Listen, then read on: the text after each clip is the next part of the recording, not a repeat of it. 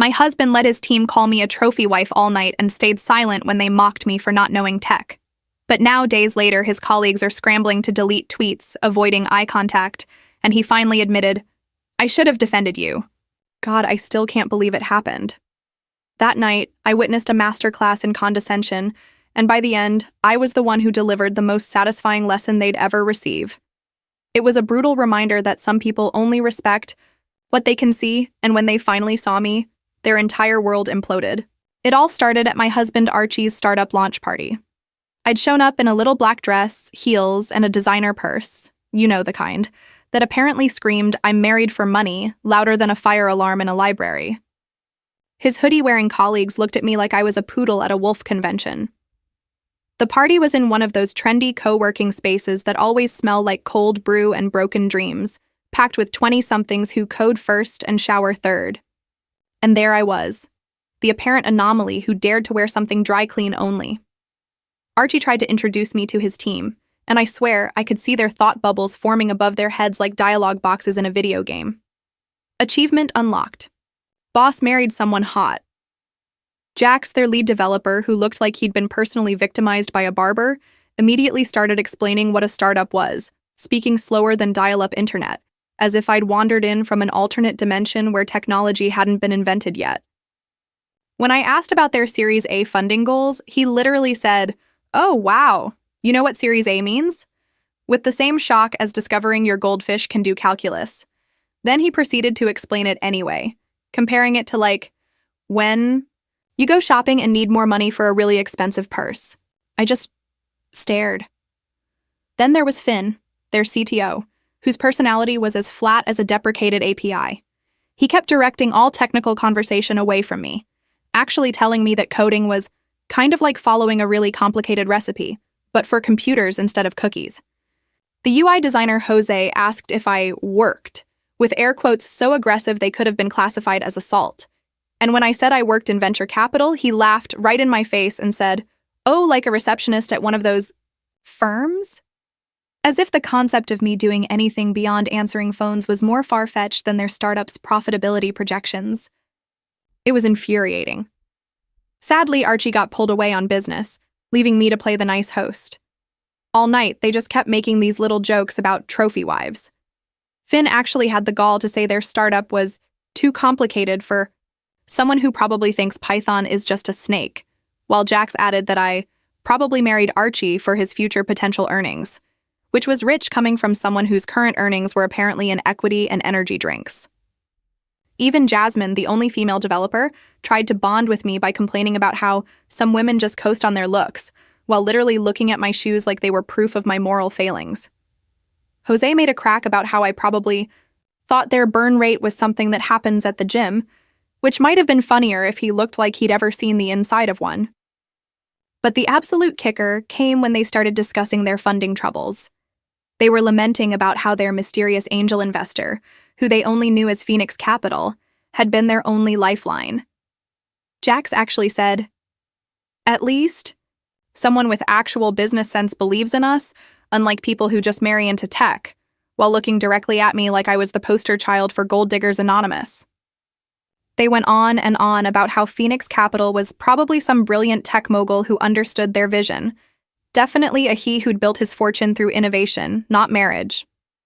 I just sipped my wine. Oh, the irony. When Archie tried to mention my work, Finn literally interrupted him to explain cryptocurrency to me, starting with, "Imagine money, but on computers." Then Jax pulled out his phone to show me this cool app called LinkedIn, where professional people network, as if I'd been living under a rock that didn't have Wi-Fi. Archie went to correct them, but I just waved my hand dismissively. The conversation reached peak condescension when Jose suggested I should start a blog about being a startup wife, because it's like having a diary, but on the internet.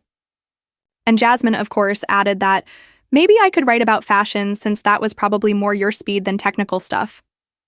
All while they continued to complain about the challenges of finding good investors who actually understood technology. That's when Finn mentioned they were preparing for their next funding round, hoping to expand with the help of Phoenix Capital. And Jax joked that maybe I could ask my rich housewife friends if their husbands wanted to invest. because apparently my social circle consisted exclusively of Real Housewives casting rejects. That was the moment. The beautiful cosmic justice arrived. Archie, bless his heart, finally had enough and innocently asked, "Why don't you tell them about Phoenix Capital, honey?"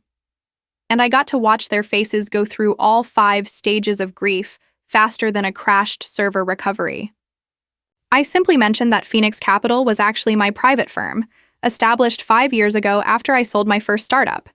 You know, the little payment processing company they probably used to buy their hoodies online. Suddenly, the room got a lot quieter. Jax's face went through more color changes than an RGB gaming setup. Finn started stammering like a corrupted audio file. Jose looked like he'd just divided by 0. And Jasmine suddenly found the floor more interesting than any user interface she'd ever designed. The best part was watching them try to backpedal faster than a failed deployment rollback. I watched Jax's energy drink slip from his hand in what felt like slow motion, the can hitting the concrete floor with a metallic crash that sent Monster Energy spraying across his limited edition sneakers. The fizzing liquid pooled around his feet while he stood frozen, mouth opening and closing like a fish discovering air doesn't work for breathing. Finn's laptop appeared in his hands faster than a startup pivoting after bad user feedback. His fingers flew across the keyboard as he pulled up the Secretary of State website to verify Phoenix Capital's registration details. The trembling in his hands made the laptop shake as the search results loaded, and I just took another sip of wine, savoring the moment like a perfectly timed product launch. Jose had gone pale under the industrial lighting, his phone appearing in his hand as he started frantically texting someone under the table, probably trying to do damage control.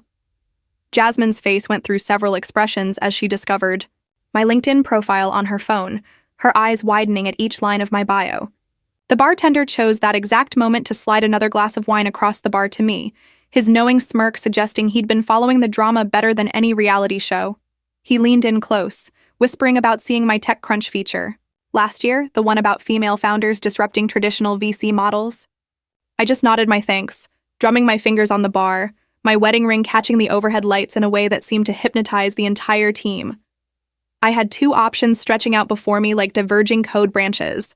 I could leave immediately, pull every cent of funding, and let them scramble for survival in a market less forgiving than a memory leak in production. Or I could stay and twist the knife deeper, making sure they understood exactly who they'd been dismissing all evening. The choice crystallized as I watched Finn's face drain of color while reading something on his screen.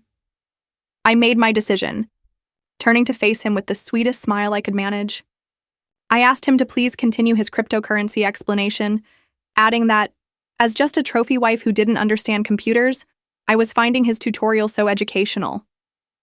The sarcasm dripped heavier than their burned coffee, but Finn was too panicked to catch it, launching into a stuttering explanation about blockchain technology, while his eyes kept darting to his laptop screen. Archie chose that moment to return from his call, stopping short when he saw his entire team huddled around Finn's laptop like moths around a particularly horrifying flame. They were so focused on searching my professional history that they didn't even notice me stepping behind them, reading over their shoulders as they scrolled through my credentials. The Forbes 30. Under 30 profile loaded just as I leaned in closer, and I could see my own professional headshot reflected in Finn's wine glass.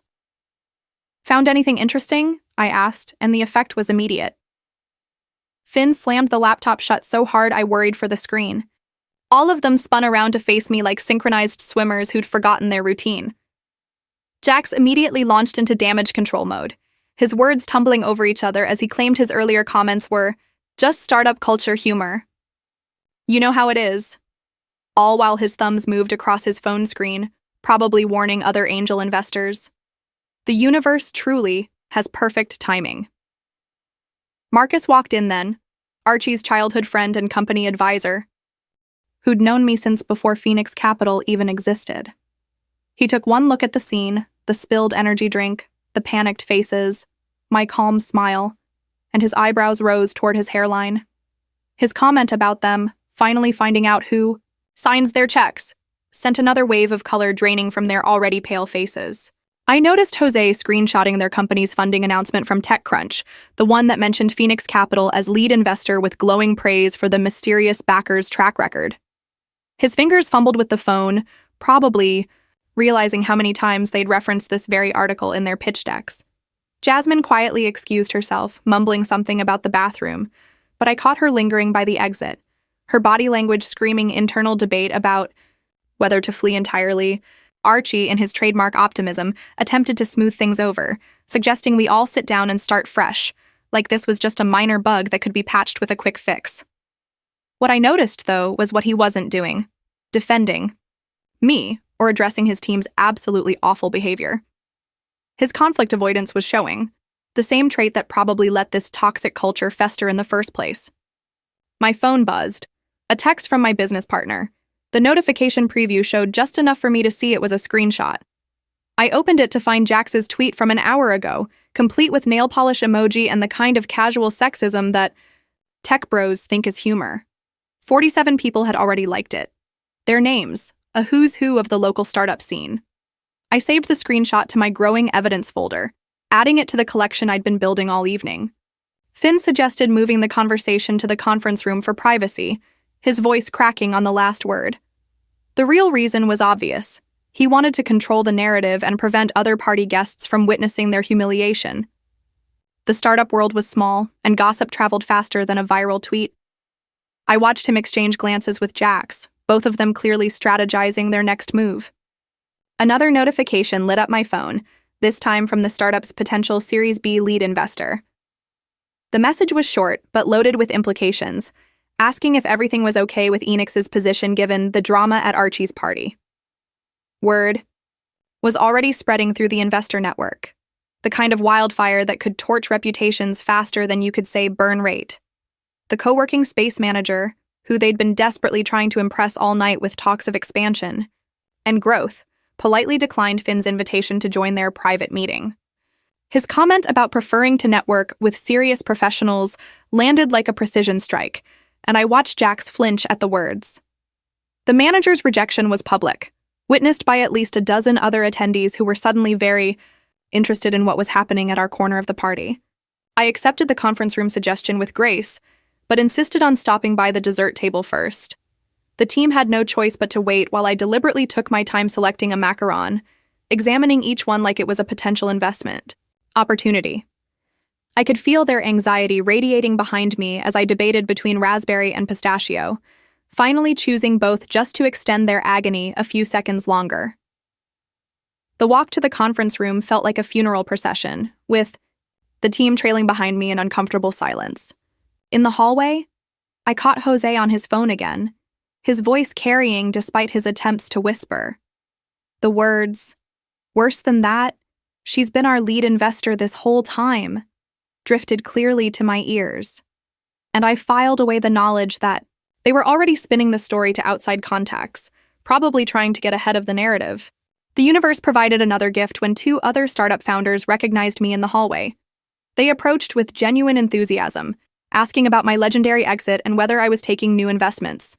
I made sure to chat long enough for the team to fully absorb the conversation, watching Jax visibly cringe when one of them used the word legendary to describe my track record. The contrast between their respect and the earlier condescension was sharp enough to cut. I noticed Finn doing something on his phone, his fingers moving rapidly across the screen while he maintained forced eye contact with me. The way he kept glancing down suggested he was deleting something from the company Slack, probably comments that would look particularly damaging in this new light. Digital evidence has a way of surviving deletion, something I'd make sure he learned if necessary. The real surprise of the evening came from Chen, their junior developer who'd been coding in the corner all night, avoiding the social aspects of the party. He approached me with an expression mixing embarrassment and determination, apologizing for his team's behavior and mentioning he'd been wanting to say something for months. When he revealed he'd been documenting the team's problematic comments about female VCs and founders in his personal notes, I felt a spark of hope for the company's future. He started to show me one entry, dated weeks ago, about me specifically, but Archie intervened before he could share more. His suggestion that this wasn't the time effectively silenced the one person trying to support me, and I made a mental note about his priorities. Chen stepped back, but the look he gave me suggested he'd be willing to share that documentation later, away from his boss's interference. As we finally reached the conference room, I noticed Jasmine had returned from her bathroom exile, but was hanging back from the group. She whispered urgently with Marcus, probably trying to understand the full scope of what was happening. Marcus, who'd watched me build Phoenix Capital from nothing, just shook his head with something between amusement and disappointment at the team's behavior. The conference room door closed behind us with a soft click that somehow sounded final, like the ending of their comfortable assumptions about who deserved respect in tech. They arranged themselves around the table like defendants at a trial, and I remained standing, keeping the power dynamic firmly in my favor. The fluorescent lights hummed overhead, casting harsh shadows that matched the harsh reality they were about to face. Finn immediately attempted to reframe the evening, claiming they were just testing if I could handle startup culture. His voice cracked on the word testing, betraying the desperation behind his attempt at damage control. I pulled out my phone and began reading from the notes I'd been taking all evening. Each quote I recited made them sink lower in their seats. Python is just a snake. Burn rate happens at the gym. Rich housewife friends. The fluorescent lights seemed to grow harsher with each word, illuminating their discomfort like a spotlight on amateur hour. The head of the co-working space chose that moment to poke his head into the conference room. He mentioned he couldn't help overhearing earlier and asked if I'd like to speak at their upcoming Women in Tech event. The invitation hung in the air, like a verdict, making it clear their behavior was now publicly known. I accepted graciously, watching the team process this new reality. Their toxic culture was no longer a private joke, but a public liability. Archie finally spoke up, but only to suggest that everyone had misunderstood each other, and they should move forward productively. I noticed he still hadn't actually defended me or acknowledged the specific behavior of his team. His diplomatic approach felt more like enablement than leadership, and I made sure my expression conveyed exactly what I thought of his conflict avoidance. While they watched, I forwarded the term sheet and investment documents to myself, explaining, I needed to review some things with my legal team. The implications were clear without being stated. Their funding was now in question. Jose attempted to argue that since they were just joking among themselves, technically nothing inappropriate had happened. His logic was as flawed as his understanding of workplace culture, and I let the silence that followed his statement speak for itself. Chen spoke up again from his corner of the room, revealing that 3 female engineers had turned down job offers after meeting the team. One had specifically cited the bro culture as her reason for declining. The revelation landed like a bomb in the room, connecting their behavior to tangible business consequences. I watched as the team began to realize their toxic culture wasn't just morally wrong, it was actively harming their ability to hire talent. I turned to Jasmine directly and asked if her comment about women coasting on their looks included the woman who'd funded their last 18 months of runway. The question cut through her defenses like a hot knife through butter.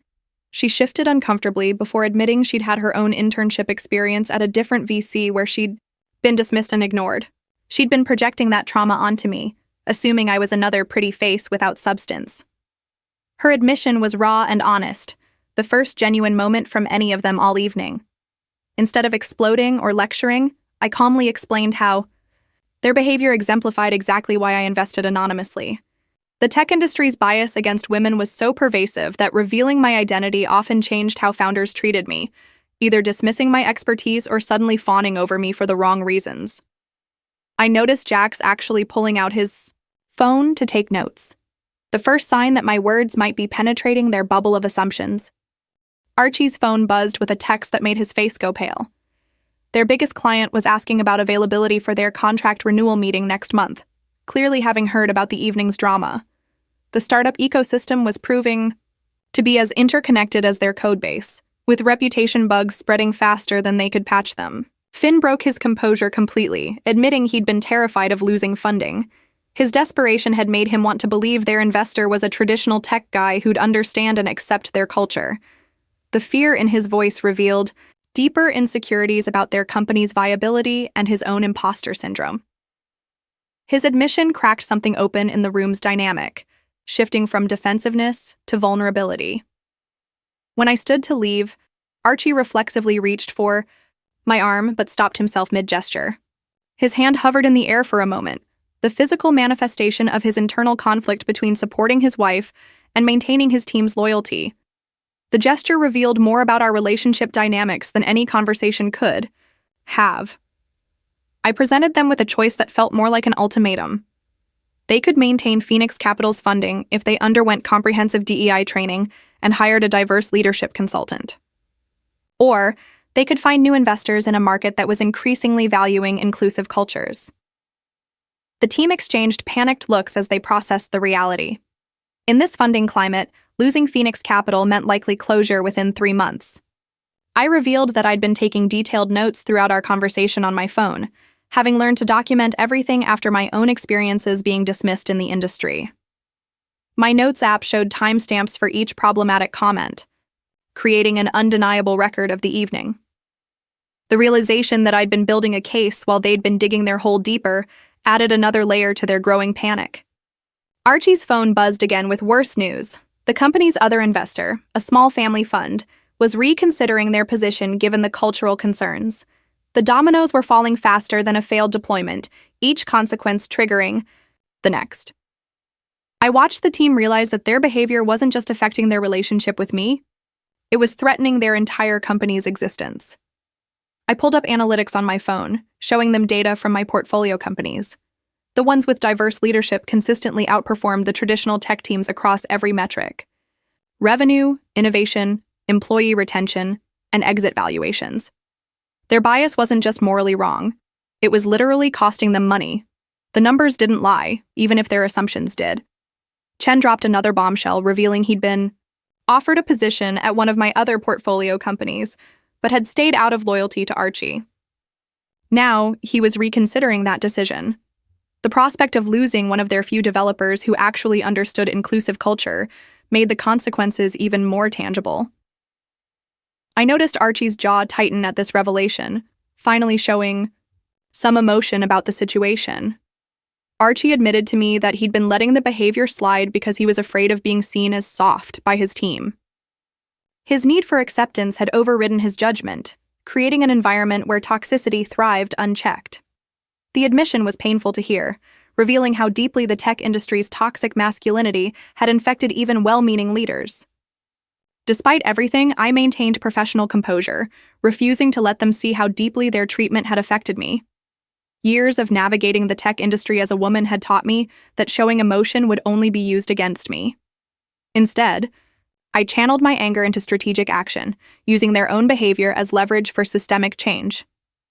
Jose attempted another defense, arguing that their comments were about all trophy wives, not me specifically. The argument dug him deeper into the hole of problematic thinking, and I watched Jasmine physically cringe at his words. The team was fracturing along lines of awareness, with some beginning to understand, while others doubled down on their defensiveness. I produced printed screenshots from my bag, tweets and LinkedIn posts from various team members about female founders and VCs.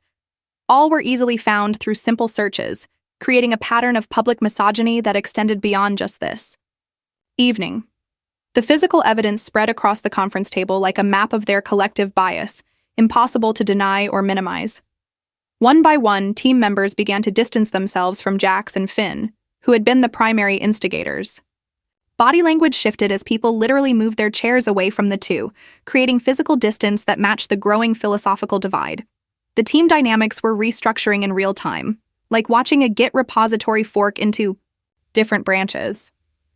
The shift became clear when Jasmine asked what I would need to see from us, not them, to maintain the investment, signaling her alignment with the necessary changes. Her question opened the door for constructive conversation, moving from defense to potential solutions. My assistant arrived with perfect timing, carrying a folder of documents that contained Phoenix Capital's full investment history. The portfolio showed consistent returns and successful exits across diverse founding teams.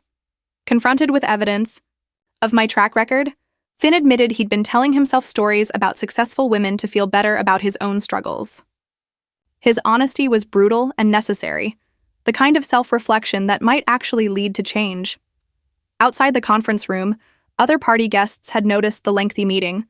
Several people approached Archie's admin to ask if everything was okay, and word was spreading through the tech community like wildfire. The public nature of the confrontation added pressure that private feedback never could have achieved. Jax's attempts to minimize the situation faltered as each team member began acknowledging specific instances of problematic behavior. The collective memory of the team created an undeniable pattern that individual denials couldn't overcome. Stories emerged of casual sexism in meetings, dismissive attitudes toward female candidates, and a culture that celebrated bro behavior while marginalizing anyone who didn't fit the mold. A text arrived from another portfolio company CEO, revealing this wasn't an isolated incident. They'd heard similar complaints about the team's behavior at industry events, creating a reputation that preceded them in the worst way. The external validation of the pattern added weight to my position. This wasn't just one bad evening, but a consistent problem. I made sure Chen wouldn't face retaliation for speaking up, offering him protection through Phoenix Capital's network. The relief that washed over his face was palpable, highlighting how much courage it had taken for him to speak truth to power. His willingness to document and confront the behavior despite personal risk showed the kind of integrity the company desperately needed. In the main area of the co-working space, I noticed female members beginning to gather and share their own experiences with the team. An impromptu support network was forming, with women comparing notes about interactions that had made them uncomfortable. The individual incidents that might have been dismissed as misunderstandings formed a clear pattern when viewed collectively. Jax attempted to delete his earlier tweet, but my business partner had already screenshotted and archived it. The permanence of digital footprints was a lesson he was learning too late. His frantic attempts to minimize the damage only highlighted how aware he was that his behavior was problematic. He just hadn't expected consequences. The company's only female advisor, who had been silent in previous meetings, finally found her voice. She revealed she'd been considering resigning for months, citing specific incidents that had made her feel unwelcome and undervalued. Her testimony added institutional weight to the individual complaints, showing how the toxic culture had infected every level of the organization. Word spread through the party that Phoenix Capital's mysterious CEO had been there all along, shifting how people viewed the earlier interactions. Conversations I'd overheard throughout the evening took on new meaning as attendees realized they'd been dismissing the very person they'd been trying to impress. The irony wasn't lost on anyone, especially those who'd made their own assumptions about my presence. My lawyer sent a formal notice documenting the evening's events based on my contemporaneous notes and witness accounts. The legal documentation established a paper trail that would protect both my interests and those of anyone who spoke up about the culture. The formal nature of the response signaled that this wasn't going to be swept under the rug or forgotten after a few beers. With their Series B meeting only 72 hours away, the team faced a stark choice: accept my terms for cultural reform or risk losing everything they'd built. The countdown added urgency to their decision-making, preventing them from using delay tactics or hoping the situation would blow over. Time pressure had a way of clarifying priorities. Archie's expression when he realized I'd been protecting him professionally while he'd failed to protect me personally was devastating to watch. The role reversal challenged every assumption he'd held about our relationship and his own leadership. His face cycled through shame, regret, and determination as he processed the full scope of his failure. The immediate stakes crystallized with brutal clarity. Without Phoenix Capital, they couldn't make next month's payroll. The financial reality cut through any remaining defensiveness, making it clear that this wasn't just about principles, but about survival. I watched them realize that their toxic culture had brought them to the brink of bankruptcy. I demonstrated grace by offering individual meetings with each team member to discuss their future with the company. The personalized approach showed I was interested in rehabilitation, not just punishment. I deliberately scheduled Archie last, knowing our conversation would be the most difficult and important. One by one, team members rejected Jax's attempts to minimize what had happened. They began acknowledging the real harm caused by their culture, moving from defensiveness to accountability. The shift in group dynamics was palpable, with peer pressure now working in favor of change rather than against it. Through Chen's documentation and the female advisor's testimony, the truth emerged clearly. This wasn't an isolated incident, but an established pattern. The evidence painted a picture of systematic bias that had been normalized and even celebrated. The pattern recognition forced even the most resistant team members to confront their complicity. Initial victory came as 4 team members committed to the DEI training and leadership changes. They signed up immediately, recognizing that action spoke louder than apologies. But Jax and Finn held out, clinging to their defensiveness like a life raft in a storm they'd created. Jax made one last attempt to salvage his position by suggesting I was too emotional to make business decisions. The gendered attack was so predictable it was almost boring, the last refuge of someone who'd run out of actual arguments. His desperation showed in the way he looked around for support that wasn't coming. The attempt backfired spectacularly. When Archie finally defended me, pointing out that my track record spoke for itself. His public support, though late, marked a turning point in the evening. The team leader's alignment with change rather than the status quo shifted the entire dynamic of the discussion. Natural consequences manifested as news of the incident reached the broader tech community through party attendees.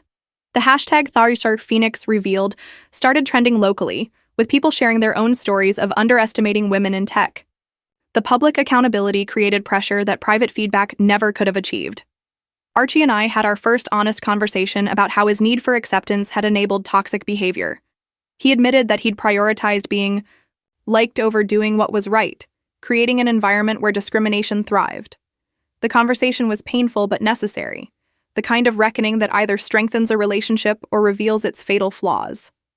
Unexpected support came from other female VCs who reached out with similar stories of being underestimated.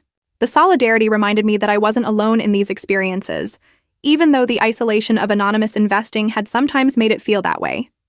Their stories reinforced the systemic nature of the problem, while also highlighting the growing movement for change. Using the accumulated evidence and testimonies, I presented a final ultimatum to the full team. The document spread across the conference table told a story that was impossible to deny or minimize. The weight of evidence created its own gravity, pulling even the resistant toward acknowledgement. The breakthrough came when Finn fully admitted his insecurity had driven his dismissive behavior toward successful women. His vulnerability cracked open the last walls of resistance, creating space for genuine change. The admission wasn't just personal, it revealed the deeper insecurities that often drove discrimination in the tech industry. Through Chen's testimony and the advisor's corroboration, the full pattern of the team's behavior became undeniable. Email records that Chen produced showed multiple talented female candidates had withdrawn their applications after team interviews, each citing vague concerns about culture fit that suddenly made perfect sense. The company's growth stagnation wasn't due to market conditions or product issues. They'd been systematically driving away half their potential talent pool.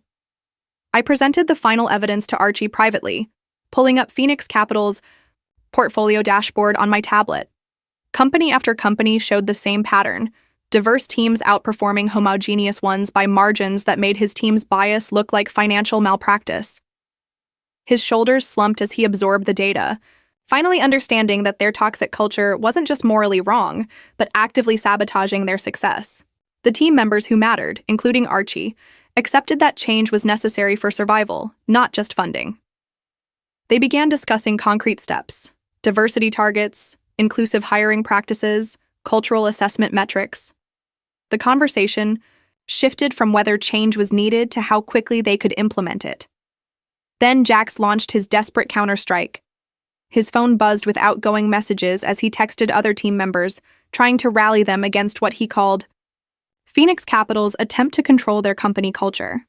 He suggested they unite against the interference, framing my demands for basic professionalism as an attack on their autonomy.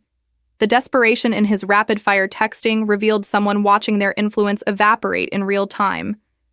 The accusation temporarily made some team members nervous about their autonomy, creating a moment of division.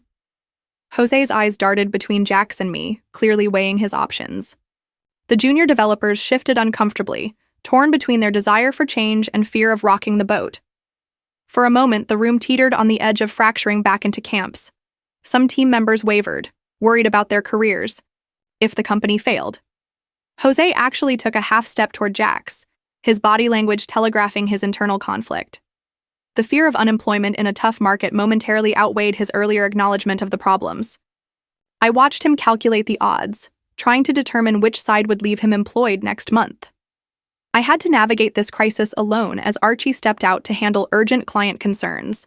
damage control for relationships already strained by news of the evening's drama. His absence left me facing down a potential mutiny, drawing on every lesson learned from my own startup experience. The weight of the moment pressed down, but I'd faced worse odds before. I decided on full transparency, pulling up my phone, to share my actual vision for the company's growth with a proper culture. Not vague promises, but concrete projections based on real data from my other investments. I showed them how inclusive companies attracted better talent, retained employees longer, and ultimately delivered superior returns. The numbers cut through Jax's fear-mongering like a blade through tissue paper. The Series B lead's message arrived at the perfect moment. Their endorsement of my approach tipped the scales decisively. They had been monitoring the situation and explicitly stated that Phoenix Capital's continued involvement with the proposed cultural changes would actually strengthen their own investment thesis. The external validation from a major player demolished Jax's narrative about interference. We reconvened in the main space where the party continued, making the confrontation unavoidably public. No more hiding in conference rooms. This resolution would happen in full view of the tech community. The symbolic weight of the location wasn't lost on anyone. What had started as private discrimination would end with public accountability. Jax made one final stand in front of everyone, claiming he was being canceled for harmless jokes. His voice carried across the space, drawing attention from clusters of conversations. He gestured wildly, playing the victim while I calmly arranged my evidence on a nearby table. The contrast between his frantic energy and my measured movements told its own story. The final revelation emerged when I presented emails Chen had saved. Jax had been systematically undermining female team members' contributions in investor presentations for months. He'd edited deck after deck to minimize or remove mentions of work done by women on the team, attributing their achievements to male colleagues. The pattern was so consistent it couldn't be explained as oversight. The Series B lead sent another message, having reviewed everything, publicly backing my position on the importance of inclusive culture. They mentioned this alignment with their own values and indicated they'd be watching the company's cultural transformation closely.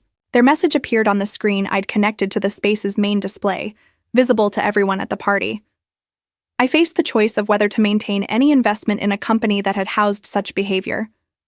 The room held its breath as I weighed the options, knowing that complete withdrawal would mean certain death for the startup. The power to destroy them completely rested in my hands, and everyone knew it. I chose to maintain funding, but with strict conditions and oversight, showing grace while demanding change. The mercy required more strength than revenge would have. Anyone can burn bridges, but building better ones takes real courage. My conditions were non-negotiable. Mandatory DEI training, diverse hiring requirements, and quarterly culture audits, conducted by an independent firm. Jax realized he had no support left and announced his resignation, his words barely audible over the party noise. He gathered his things while the party continued around him, the celebration flowing past him like water around a stone. His isolation was complete. Even Finn, his closest ally, had turned away to study the new terms I'd presented. Finn started to follow Jax toward the exit, but stopped mid-stride, his internal conflict visible in every line of his body. He looked at the door, then back at the team, then at the investment terms on the screen. His future hung in the balance of this single decision. After a long moment, he turned back to the group, choosing his future over misplaced loyalty. Jax's final manipulation attempt fell flat when he threatened to badmouth the company to other investors and potential hires. The threat might have carried weight earlier, but now, with his behavior publicly documented and widely witnessed, everyone understood his credibility was shot. His reputation preceded him now, but not in the way he'd intended. I secured agreement from all remaining team members on comprehensive changes, and they signed the new terms right there at the party. The documents passed from hand to hand, each signature representing a commitment to build something better. Even the hesitant ones signed, understanding that this was their only path forward. In a private moment away from the crowd, Finn approached me with genuine humility. He asked for recommendations on female engineers, admitting he now saw what talent they'd been missing. The request came with an apology and a promise to do better. His transformation from skeptic to advocate marked a crucial turning point. The Advisor agreed to take a more active role in rebuilding the company culture with proper oversight. She'd been waiting for this moment, armed with ideas and connections that could help transform the company. Her enthusiasm was infectious, already planning initiatives that would make the company a model for inclusive culture. As the party wound down, I noticed younger attendees approaching me for advice, seeing me not as a mystery, but as a role model. They asked about fundraising, about navigating bias, about building companies that valued everyone. Their eagerness reminded me why I'd chosen to reveal myself tonight. Sometimes visibility matters more than anonymity. Archie took the microphone to address the remaining party guests, his voice carrying clearly through the space. He publicly acknowledged my achievements and apologized for not defending me sooner. The admission cost him pride, but earned him something more valuable: the beginning of redemption. His words were careful, honest, taking full responsibility for enabling a toxic culture. The complete resolution materialized before me. I stood victorious, having transformed a toxic situation into a teaching moment. The company would be restructured with new leadership and values, with Chen promoted to CTO and the female advisor as board chair. My marriage emerged stronger through honest communication, and my reputation elevated from mysterious investor to a respected leader who handles discrimination with grace and strategy. I'd paid the price of emotional labor, but gained a company truly worth investing in, surrounded by a team that now understood supporting women wasn't weakness, but wisdom. The new narrative we'd written tonight proved that success doesn't require accepting disrespect, and that being underestimated can become the ultimate strategic advantage. The transformation was complete. The future finally aligned with values worth investing in.